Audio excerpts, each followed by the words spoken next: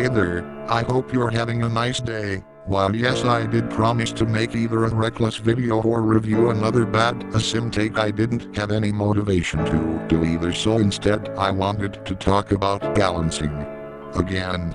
Today I will be discussing fan-made killer concepts to see if they are good and balanced, and if they aren't, I will give some suggestions and changes to help improve it. Plus, I am no stranger to concepts. I have made one already and I am planning on making one someday again. Also, I definitely didn't steal this idea from Clumsy Fungal. I will be going from weakest to strongest, in my opinion, and then ranking them on a tier list, and who knows, maybe you could learn something or two. Oh, and by the way, all concepts shown will be credited below, so you can show support to the people who made them, as they all deserve it. Without further ado, let's begin, shall we?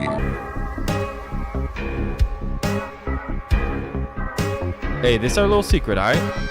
First up is Grox, created by Sawdust, who did say they don't play Sims a lot, and did say that if people think the moveset or animations are bad, then it's their fault and they just wanted to have fun making something they don't usually do. Some things I'd like to point out before moving on to the moveset are the animations, which look really good alongside the many references to Grox's videos. That being the Team Grox had in his 1 million villager manhunt video, alongside having a reference to the scene where Grox hit a guy with a minecart. What's up there? There's also a skin concept they made that more reflects on Grox's animation style, which is a nice touch. But the main reason you're watching this is if it's balanced, but we need to get through all the abilities first before coming to a conclusion. Their first ability is Joan All, in which Grox will throw a slow aimable projectile, that being a villager, that can reach about 15 to 20 blocks. After it hits the ground, it will do an explosion dealing 2 hearts of damage, as well as leaving behind fire, which deal damage over time, capping at 1.5 hearts. The second ability has 2 variants, that being Not Fat and Not Heavy. Not Fat is a wall, which lasts 3 minutes, if the ability button is held down for a bit. While Not Heavy is a punishing ability, which causes Grox to shoot the survivor's legs before causing the fat villager to slam onto the survivor, dealing 3.5 to 4 hearts of damage. And lastly, RIP the Goat will cause Grox to throw a villager in the air, which said villager being the one who ate an ender pearl in the manhunt video before said villager explodes, revealing all survivors for 5 seconds. My main issue is that Grox is too weak. Joan All is really easy to dodge due to it having a loud indicator, that being the villager screaming, and it having a pretty long windup, that being about 1.7 to 2 seconds long, meaning a survivor could hear it and move out of the way easily. A fix to this could be to add more to the fire after the explosion. Grox already sounds like his owner, so maybe make it so that the fire does 2 hearts instead of 1.5, and maybe even slowing survivors down for 3 to 4 seconds. I feel like the second ability should be separated into 2 abilities. Making it 1 ability and having to hold the ability down to place down a wall sounds clunky and confusing. Plus 3 minutes is too much for a wall. 3 minutes is practically 75% of the round. Maybe make it last 35 seconds or a minute, and maybe make it so you can place down 2. While yes, there's only 1 fat villager in the manhunt video, 3 minutes for a wall you can't relocate or place down more is really weak.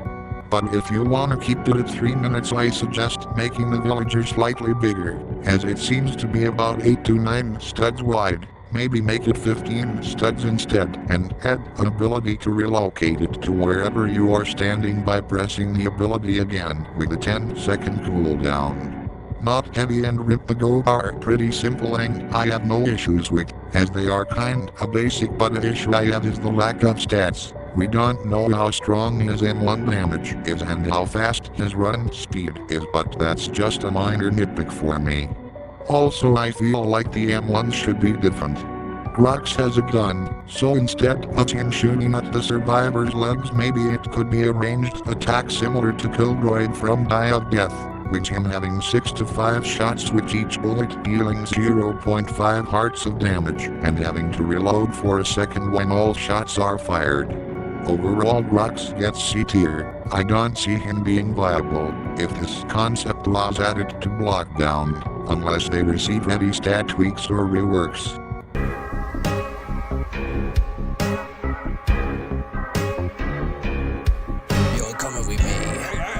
Up next is Sawdust, created by Reviews Asym. While yes, I know Clumsy Fumble already made a video on this, I wanted to give my own take and thoughts for this concept.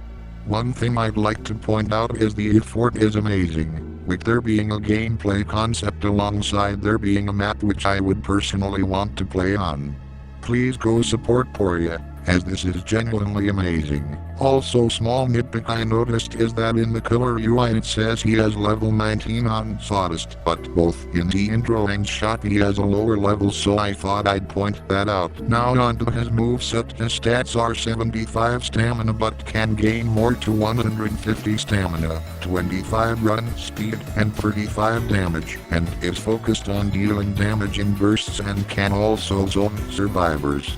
His passive is Bloody Task, in which Sawdust can pull out a camera and take a photo of survivor corpses to increase his stamina, with a singular corpse giving 5 stamina, but if there's multiple in the photo each corpse gives 5 bonus stamina per corpse. His first ability is Jawbreaker, in which Sawdust will pull out a sledgehammer with a short windup before slamming it on the ground with a large shockwave. If it hits a survivor indirectly it will stun them for 5 seconds and push them, but if it hits a survivor directly it will insta-kill them. However, this can also be used to reposition corpses. For a bigger photo, doing so will refund 50% on the ability's cooldown. His next ability is Core Rush, in which Sawdust receives a massive speed boost depending on how many bonus stamina he has for 8 seconds, while revealing everyone, with each M1 dealing 50 damage. But after the duration is over he will be slowed and blinded afterwards.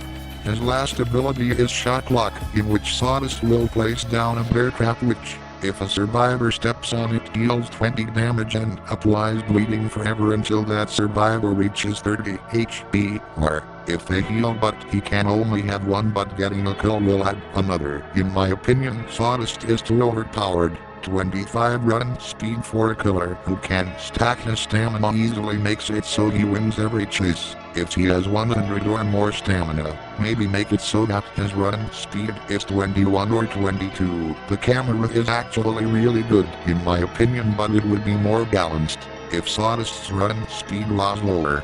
Jawbreaker should keep its main gimmick of being able to reposition corpses, but I feel like the stun timer should be lowered to like 2 seconds and increase its cooldown to 16. Also, it shouldn't insta-kill. If it's a direct hit, it's basically a free kill to anyone who's stuck doing a task. Let's take a look at a killer who also has insta-kill and why that works. Precode MX's Pow Hop can insta-kill if MX lands on top of a survivor. However, that works because it's very inconsistent, plus there's counterplay, with survivors being able to jump to dodge a stun when he lands as well, as there being a large indicator, that being the prompt to dodge and MX saying Lagu.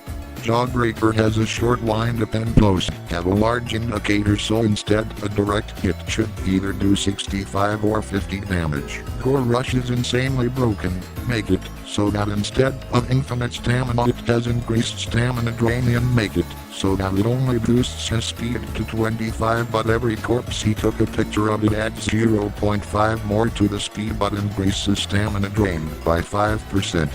Also make Core Rush something like Jeff the Killer's Maniacal Fist, where the ability has a duration for about 7 to 8 seconds, but every hit increases the duration by a second, but for that to happen you would have to lower his M1 damage, while in the duration to something like 30 damage per M1. Shock Lock shouldn't lower survivors' HP to 30 or until they heal. This is too much for a trap, as by the time you're at 30 HP you can get one shot. Instead make it stun the survivor for a bit but apply bleeding for 10 seconds, as well as lowering the initial damage from 20 to 5 or 10. Instead of having only one but regaining it after a kill, maybe make it stack, with you having 2 traps at the start, but every 2 kills you can get one. Overall, Sawdust also gets a C tier, just barely being better than Grox. He's too overpowered. But if they lowered his run speed and lean more into a snowballer than a burst damaged soldier, he could be better in my opinion. This is just blatantly incorrect. He's easily top 3. I know nothing about Demon Slayer, so have this instead.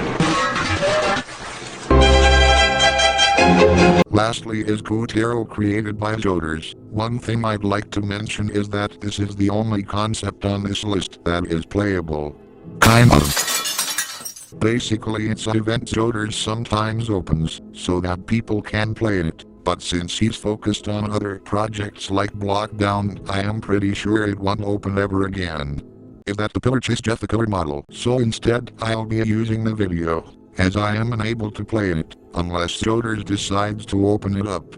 First off, Guero has 1250 health with 110 stamina, which has walk speed being 9 and his run speed being 28 and his playstyle being a mix of close range and long range. His M1 deals 20 damage with a 1.5 second cooldown, with a wind-up closer to someone like John Doe or Nolly being around 0.3 to 0.4. His first ability is Redound Sickles, in which he throws 2 sickles forwards, with both sickles dealing 20 damage totaling to 40 damage, with a 25 second cooldown. His second ability is Flying Blood Sickles, in which Guero swings 2 times before causing a projectile to fire dealing 30 damage, with a 30 second cooldown, and what appears to be a 3.5 to 4 second windup. His third ability is Piercing Envy, in which Guero will stab a sickle forwards, with any one hit getting impaled before Guero stabs them 2 times before throwing them, dealing 45 damage, with a 35 second cooldown. His last ability is Charge Enrage, in which Guero will highlight every survivor in the map as well as giving himself speed 1 for 11 seconds. In my opinion, this is the best balanced concept in this video, but that doesn't mean I have complaints. Firstly, his run speed should be lowered to about 27.50 or 27.65. Him having 28 speed with high damaged projectiles sounds really annoying to go against as survivor. Redound Sickles does too much damage. 40 damage in total with a 25 second cooldown is too much for one ability. To compare this to someone, let's compare it to 1x1's Mass Infection. Mass Infection is a large projectile that does 30 damage with a 1.7 second windup and 18 second cooldown. The thing that makes this work is because it has a global indicator, meaning survivors know when it's coming and know when to dodge. Redound Sickles' only indicator is a voice line, which could be drowned out by his chase theme. If it's meant to be something like Entanglement, which is a smaller projectile which does less damage, make both sickles deal 10 damage instead, totaling to 20.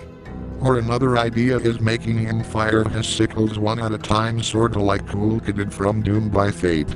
Flying Blood Sickles has too long of a wind-up, 4 seconds is outrageous for an ability. This makes him more vulnerable than 1x1 when he's using Mass Infection. Instead, lower the wind-up to 1.5 or 1.75. Piercing Envy is alright, just lower the cooldown to 30 seconds. Charge Enrage's speed boost should be nerfed. Speed 1 for 11 seconds for a killer that's already at 28 speed is too much. Lower it to 5 or 6 seconds or just not give him a speed boost at all and lower the ability cooldown to 20 or 25. Overall, Guero gets a low B tier. All he needs is stat tweaks and maybe a slight rework to Redound Sickles and he would be pretty balanced in my opinion.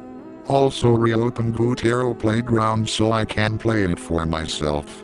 In conclusion, this is the entire tier list so far. If you liked this video or you learned something about balancing, then you can like and subscribe. Remember to support the creators who made these concepts, as they all deserve it, and their channels and concepts will be linked in the description. I'll see you guys next time. I have to be honest, man, I have no idea what the fuck this is.